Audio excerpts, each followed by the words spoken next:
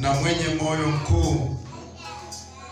Bwana, ndivyo ulivyoenda kulisimamisha kanisa lako, hata wakati ambao umetuita wengine. Si wakati wa Joshua tu, hata wakati wetu umetusimamisha katika kijiji hiki, umetuleta kwenye utumishi wako Bwana. Nawe kitu gani ungependa tuwe nacho? Ni ujasiri na moyo mkuu. Bwana Mungu wetu, asante kwa siku nzuri ambayo umeiteua. Ninaona wanawake wenye kushinda. Zaidi ya yote Bwana, tazama, umewasogeza katika madhabahu hii, mahali ambapo wanapata faraja, mahali ambapo wanajifunza. Yesu Kristo, ninakuinua kwa sababu Bwana haujawaacha. Umewapa akili na ufahamu wa kujua na kutenda sawasawa na maagizo jinsi walivyoagizwa.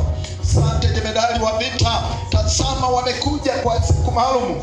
Bwana Mungu wa Israeli, wametoa vile walivyo navyo Bwana, wamevipata Bwana. Ni kwa sababu ya kukuheshimu wewe, si kwa kunitazama mimi wala kutazama familia yangu tu, bali kwa kukutazama wewe. Wakati wanapoendelea kutumika Kristo, wa kwanza mpaka aliye wa mwisho, Bwana kawainue, kawaweke kwa viwango vya juu katika utumishi wao Bwana, wakang'ae kila mahali wanapokanyaga. Palipo na giza pakawe nuru, pakawe mwanga, kwa jina la Yesu Kristo.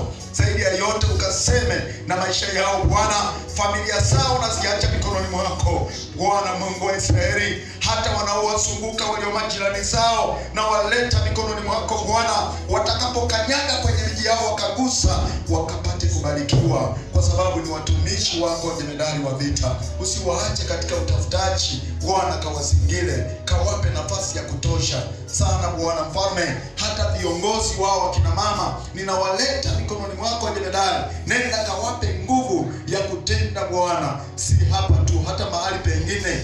Bwana Mungu wa Israeli, kawape ufahamu mkubwa sana Bwana Mfalme, ukaangalie hata utumishi wao ukaendelee kung'aa, hata wanapowaongoza wakasikilizane, kwa jina la Baba na la Mwana na la Roho Mtakatifu.